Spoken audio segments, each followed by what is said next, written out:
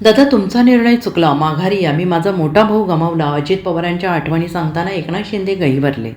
दादा म्हणजे स्पष्ट वक्तेपणा, वक्तशीरपणा पाळणारा नेता होता.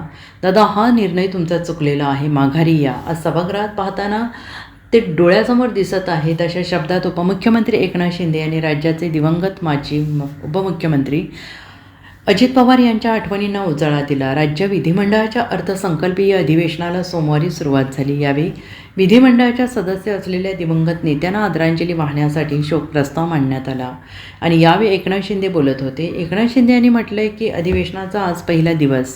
गेली 22-23 वर्ष काम करत असताना आजचा दिवस सगळ्यांसाठी प्रचंड दुःखाचा आहे. आपल्या एका सहकार्याबाबत बोलण्याची वेळ येणं हे दुःखद आहे आणि त्यातही अजित पवारांसारखा नेता असेल तर ते अतिदुःखद आहे. अजित पवारांच्या जाण्याने पोकळी कधीच भरू शकत नाही. अजित पवारांना श्रद्धांजली अर्पण करतो. आज त्यांची पावलोपावली उणीव भासते आहे. काल पत्रकार परिषदेला ते नव्हते, शिवजयंतीला देखील ते नव्हते, आज सभागृहात देखील ते नाही आहेत आणि हे दुःखद आहे. ज्या दिवशी अजित पवार गेले त्या दिवशी प्रत्येकाच्या डोळ्यात अश्रू होते. लाख गेले तरी चालतील, पण लाखांचा पोशिंदा जगला पाहिजे. नियतीसमोर ते जिंकू शकले नाहीत. लाखो अनुयायांना ते पोरके करून गेले. या घटनेनं पवार कुटुंबावर काळाने घाला घातला. मी देखील हे दुःख अनुभवलं आहे.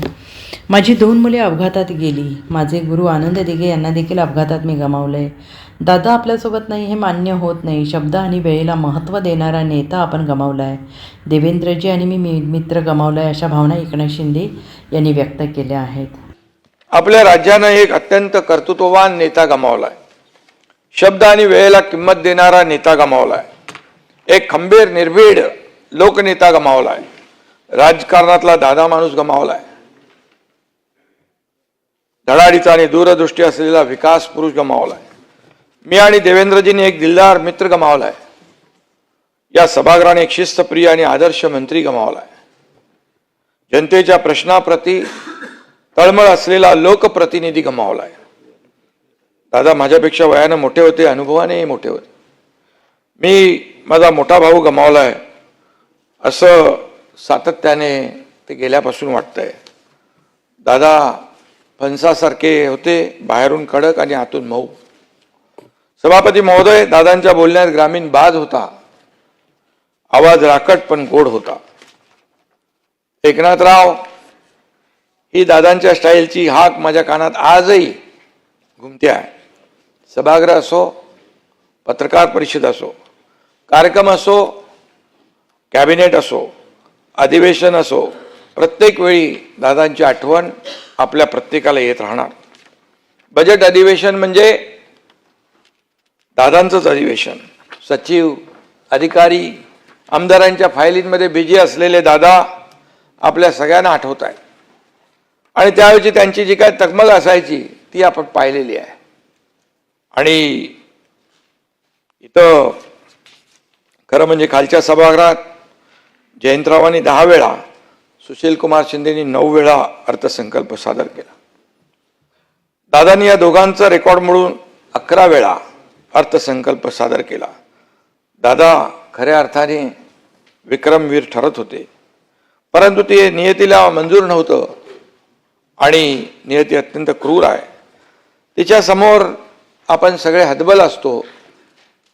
हे कटू सत्य पुन्हा आपल्याला पचवावं लागतंय. दादा गेले, अवघ्या महाराष्ट्राला मान्यच नाही.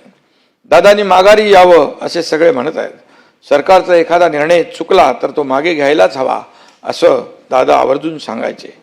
दादांना सांगावं असं वाटतं, दादा तुमचा हा निर्णय चुकलेला आहे, तो मागे घ्या आणि माघारी या. पण दादा नाहीत. हे वास्तव पचवणं किती कठीण असलं तरी सुद्धा आपल्याला ते पचवावंच लागेल, कारण ते कटू सत्य आहे. दादांना श्रद्धांजली अर्पण करतो असं म्हणताना देखील आपल्याला प्रत्येकाची जीभ जड होती आहे, कारण विश्वास बसत नाही. ही वस्तुस्थिती आहे. आजही सभागृहाकडे पाहताना दादा डोळ्यासमोरच दिसत आहेत. पण आपलं दुर्दैव आहे की दादा आपल्यात नाहीत. आज सुनेत्राताई मोठ्या धीरानं दादांची जबाबदारी त्यांनी स्वीकारलेली आहे.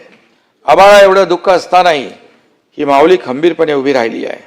दादांच्या सहकार्यांना आणि कार्यकर्त्यांना देखील धीर देताना आपण पाहतोय. दादांच्या खुर्चीवर बसताना त्यांच्या भावना आपण समजू शकतो. आणि म्हणून आम्ही सर्वजण ताईच्या पाठीशी खंबीरपणे उभे आहोत. महाराष्ट्राच्या विकासाचं जे स्वप्न दादांनी पाहिलं होतं ते पूर्ण करण्याची जबाबदारी आता आपल्या सर्वांवर आहे. Bureau report SBN Marathi, Mumbai.